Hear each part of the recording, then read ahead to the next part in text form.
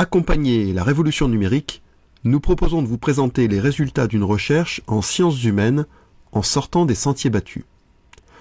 Je vous accompagne donc dans la présentation de ma recherche en commentant les diapositives qui suivent. Si vous n'avez pas encore vu la vidéo de présentation, je vous invite à cliquer sur le lien en bas de la diapo ou à scanner le QR code.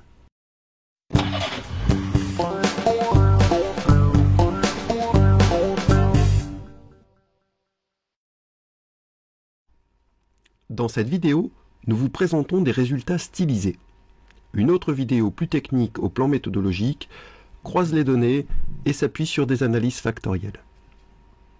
Dans le premier épisode de cette série, vous avez visionné la vidéo de présentation de cette expérience.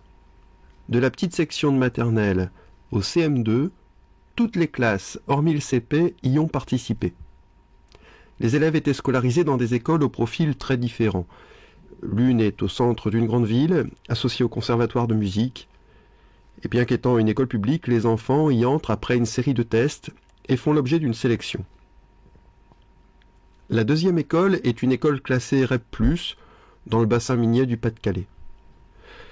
Nous avons réalisé cette expérience avec des élèves de lycée professionnel également, en première année de CAP mécanique automobile, des professeurs étudiants en master première année, des professeurs stagiaires et des élèves architectes de la première à la cinquième année ainsi que des architectes confirmés. L'expérience décrite dans la présentation vous a permis de découvrir la tâche proposée, identique pour tous. Néanmoins, de nombreuses activités différentes ont pu être observées et consignées. Alors, certains privilégient la familiarisation. Ils tâtonnent et procèdent plutôt par essai-erreur. Ils déclarent ne pas vraiment savoir ce qu'ils vont faire avant de commencer, monter, démonter plusieurs fois et avoir une idée qui se précise au fur et à mesure de la réalisation. L'empirisme est donc privilégié par ces participants et l'expérience dans l'environnement leur permet d'acquérir des ressources. Je vais maintenant vous parler de ceux qui privilégient l'imprégnation. Ils cherchent à s'informer avant d'assembler. Cette information peut venir de la notice à disposition ou de quelqu'un que l'on observe pour l'imiter. Ils ont tendance à déclarer qu'ils auraient aimé écouter un expert qui leur explique comment faire, ou qu'ils auraient aimé savoir si ce qu'ils ont fait est bon. La recherche de conformité paraît être le vecteur fort de ce processus. L'information ou le savoir issu de l'environnement permet ici, dans ce cas, d'acquérir des ressources. Une autre catégorie de participants à l'expérience privilégie l'intégration. Cela déclare ne pas avoir utilisé la notice. Ils ont tendance à affirmer qu'ils ont pensé à des choses comparables qui les auraient aidés à réussir. La décision d'une mobilisation de ressources personnelles efficiente domine pour cette catégorie de participants. Les ressources sont ici mobilisées et combinées pour s'adapter à l'environnement. Enfin, la dernière catégorie de participants s'engage de façon prévalente dans un processus de création. Ils déclarent avoir cherché à faire quelque chose d'unique que personne n'a fait. Ils chercheraient également, selon leur retour, à détourner l'usage habituel de ce matériel en cherchant à faire quelque chose de différent. Originalité et incongruité domineraient alors dans cette catégorie. L'environnement est modifié grâce aux ressources du sujet qui le transforment, cet environnement, délibérément. Y aurait-il des spécificités de processus engagés pour chaque catégorie de population? C'est ce que je propose que nous voyons ensemble dans la prochaine diapo.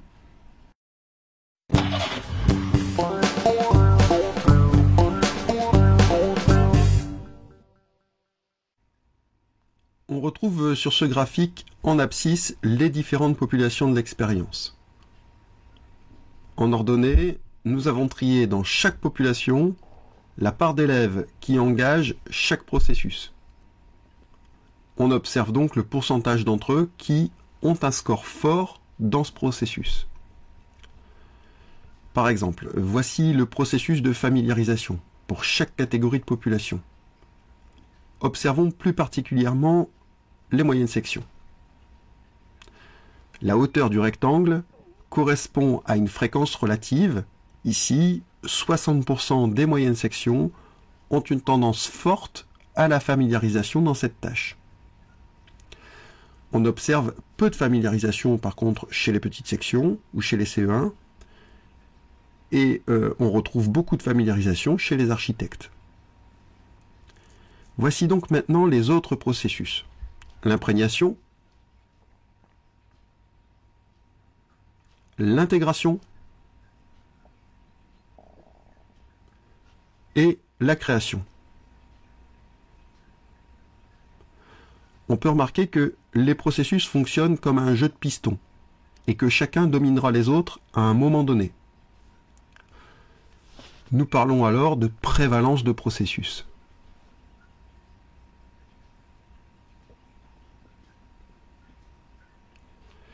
Les étapes du curriculum conatif, théorisées par Gilles Bixuan, se superposent alors aux résultats.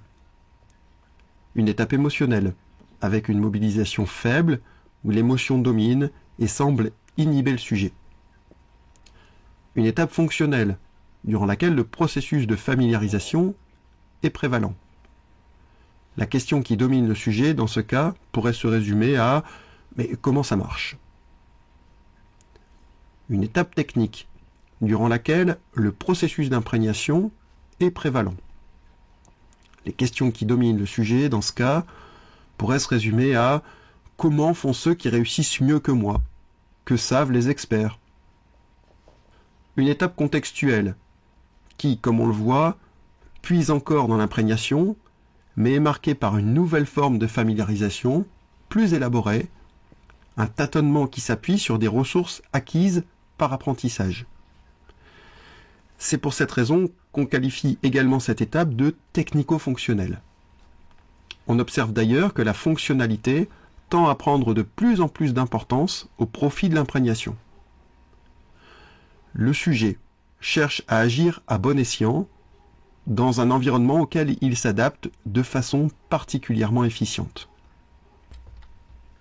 Enfin, l'étape créative semble s'appuyer sur l'ensemble des processus, et plus particulièrement ceux de familiarisation élaborée et d'intégration.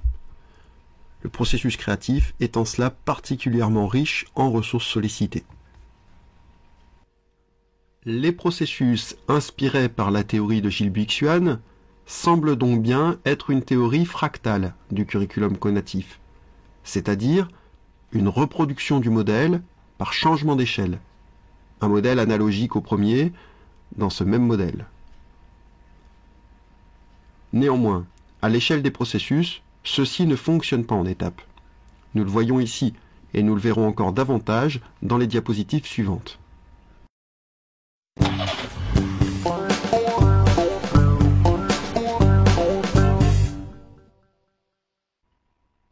Reprenons maintenant le graphique temporairement. Les processus semblent avoir une forme spécifique lorsqu'on les associe entre eux par leur crête.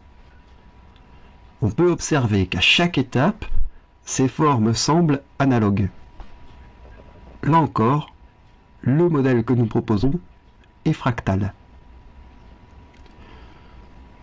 Comment interpréter cette observation graphique ? En fait, chaque étape est marquée par des processus aux proportions bien déterminées. On peut imaginer la difficulté pour un enseignant de composer avec des élèves aux étapes différentes. Et même si les élèves sont à une étape similaire, ce qui est plutôt rare au sein d'une même classe, il devra dans tous les cas solliciter l'ensemble des processus s'il veut être en consonance avec leur conation. Nous proposons sur notre site un fonctionnement pédagogique possible, qui devra nécessairement s'inspirer d'une pluralité de modèles pédagogiques. En s'appuyant sur cette présentation, on peut prendre conscience que la différenciation n'est pas une option pédagogique. Elle s'impose. Plus que ça même, elle ne renvoie pas à la gestion de l'hétérogénéité de la classe, mais encore plus finement à l'hétérogénéité de chaque sujet.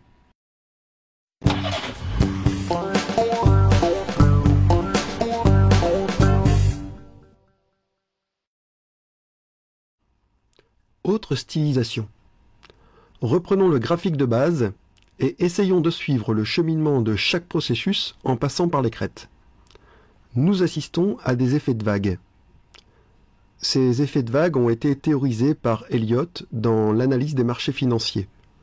Le point de départ de cette théorie est que l'évolution des marchés se fait par une série de vagues successives, et ce, quelle que soit l'échelle d'observation de ce marché.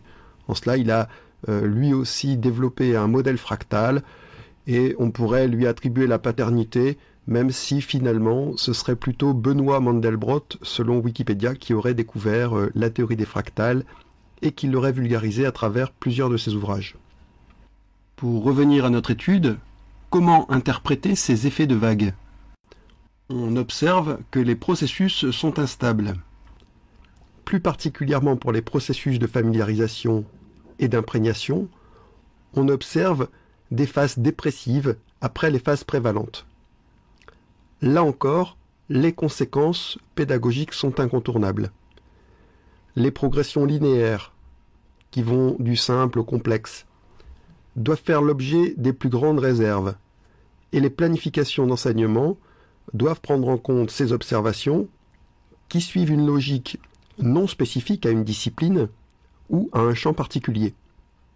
C'est en cela que la réflexion conative est complémentaire aux éclairages des didactiques.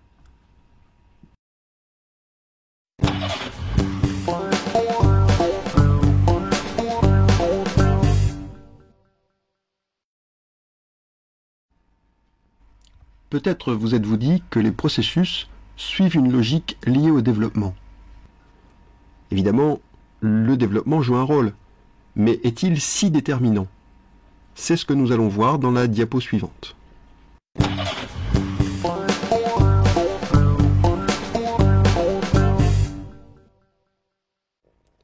Nous proposons ici d'insérer les résultats de deux nouvelles populations, des étudiants professeurs des écoles en master première année et des fonctionnaires stagiaires professeurs des écoles et professeurs de lycée-collège en master deuxième année. Nous pouvons rapidement situer les tranches d'âge sous le graphique. Qu'observons-nous? Les Master 1, professeurs des écoles, ont un graphique de forme spécifique de l'étape technique. Les Master première année et deuxième année, professeurs des écoles et professeurs lycée-collège, ont un graphique de forme non spécifique d'une étape qui semble se présenter comme une transition de phase entre l'étape technique et l'étape contextuelle.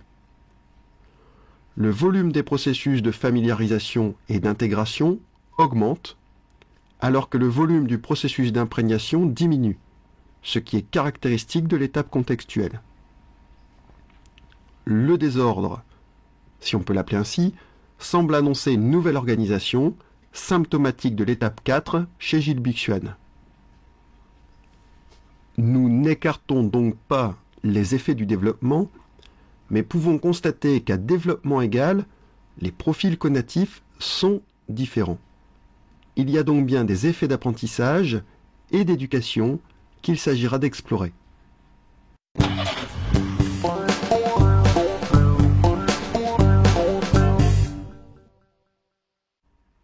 Peut-être pensez-vous que le sentiment d'efficacité personnelle croît proportionnellement avec les ressources effectives que nous possédons.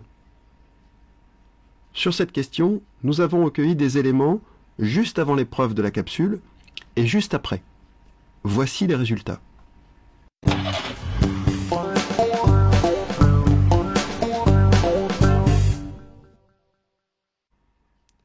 Avant la tâche, nous posons 3 questions qui nous permettent d'identifier le rapport qu'entretiennent les participants à leurs propres ressources.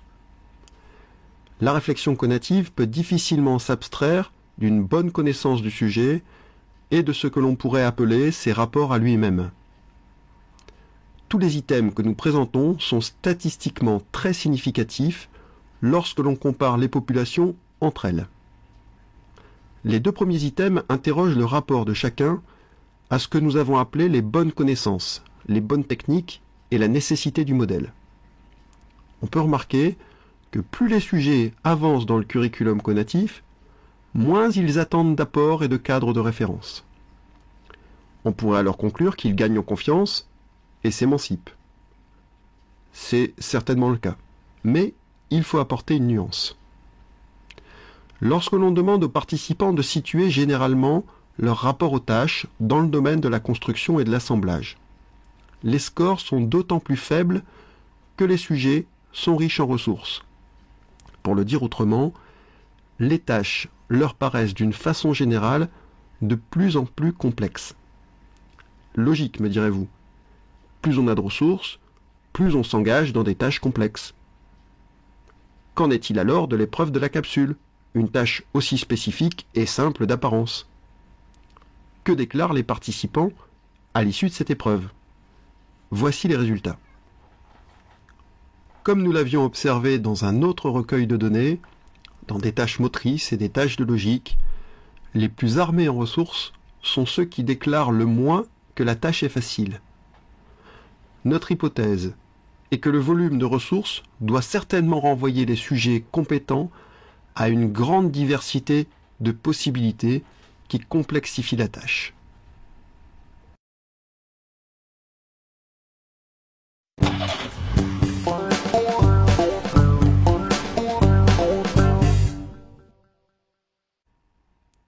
Pour finir, je vous propose une petite histoire qui nous vient du poète romain Ovide. Il nous explique comment sont apparus l'Écho et le Narcisse. Ovide raconte qu'une nymphe nommée Écho avait la coupable habitude de retenir l'attention d'Héra par d'incessants bavardages lorsque Zeus trompait son épouse légitime et folâtrait avec les belles mortelles. Un jour, Héra s'aperçut de la ruse et punit Écho en la condamnant en ces termes. « Tu auras toujours le dernier mot, mais jamais tu ne parleras la première. » Or, il arriva que la nymphe tomba amoureuse du beau et solitaire Narcisse. Le sort jeté par la déesse jalouse se réalisa. Narcisse parla à Écho, et la malheureuse ne put que répéter les dernières paroles de celui qu'elle aimait. Le jeune homme, lassé, abandonna bien vite la nymphe qui, désespérée, s'abîma dans une profonde prostration, et maigrit tant qu'il ne resta plus d'elle que cette voix qui fait écho dans les montagnes en répétant les derniers mots d'une phrase. Je vous propose, pour synthétiser cette réflexion, un éco-schéma, autrement dit un schéma qui ne fera que répéter ce que nous avons vu jusqu'ici. Ce concept m'est venu avec le sentiment d'assister à la naissance d'une compétence à mesure que je reportais mes résultats sur une représentation simplifiée de la réalité. Je vous propose donc de vous faire partager cette dernière illustration.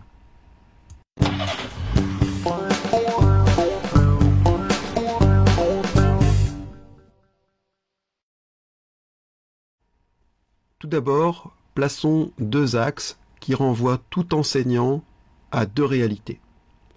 Celle de sa classe hétérogène par nature et sa propre hétérogénéité en tant que polyvalent. Si pour un professeur des écoles, la polyvalence s'impose, elle ne peut être qu'allégée pour un professeur monovalent qui, dans tous les cas, convoquera directement ou non d'autres disciplines que la sienne. Pour le dire autrement, pour une classe ou pour une même personne, les ressources sont inégalement réparties. C'est ce qu'exprime l'axe horizontal, celui des ressources. Ensuite, nous pouvons croiser cet axe avec un autre, sans les confondre. Cet axe vertical exprime la relation qu'entretient chacun avec son environnement. Le contexte peut sembler familier, connu et stable. Dans ce cas, l'application domine. Ou alors, au contraire, le sujet peut ne pas y être familier, le renvoyer à un sentiment d'inconnu, d'instabilité, où la découverte s'impose s'il souhaite s'adapter. Évidemment, nous ne sommes pas figés entre ces deux continuums, et on peut imaginer aisément un parcours logique, avec des ressources qui augmentent, des contextes qui deviennent de plus en plus familiers jusqu'à être stabilisés. Le niveau de ressources peut alors être dépassé en se confrontant à des tâches moins fermées, moins contextualisées, en mobilisant des ressources dans une dynamique d'intégration, voire même en transformant notre environnement dans une dynamique créative. Voici les catégories de population avec lesquelles nous avons travaillé. Ce schéma conclut cette présentation. Il permet de percevoir, entre autres, les transitions de phase, ici en rouge, et particulièrement le passage complexe de l'étape technique à l'étape contextuelle, qui se joue au centre du schéma et renvoie au concept de compétence. En conclusion, je souhaiterais préciser que cette épreuve de la capsule s'inscrit dans un registre de tâches spécifique. La représentation que nous faisons ne peut donc pas faire l'objet d'une généralisation à d'autres registres. Il s'agirait donc, pour chaque registre de tâches, de redéfinir la répartition des différents profils. Par exemple, concernant l'utilisation de la langue orale maternelle, nous pourrions reprendre l'étape émotionnelle, durant laquelle la mobilisation fonctionnelle n'est pas accessible. L'étape fonctionnelle, durant laquelle un minimum requis permet de communiquer. Une étape technique, durant laquelle un rapport plus académique à la langue normalise le sujet. On peut ensuite imaginer une étape contextuelle, où les sujets s'adaptent, avec des niveaux de langage différents, des registres de langue en fonction des situations. Et enfin, une étape créative, qui permettrait aux uns et aux autres d'œuvrer en langue vivante. Néanmoins, comme nous l'avons vu, les étapes ne rendent pas exclusifs les processus. C'est à la fois ce qui rend complexe le métier d'enseignant et nos personnalités si riches. Merci pour votre écoute et n'hésitez pas à vous rendre sur le site conation.fr pour aller plus loin dans les explications théoriques ou plus précisément dans des applications pragmatiques.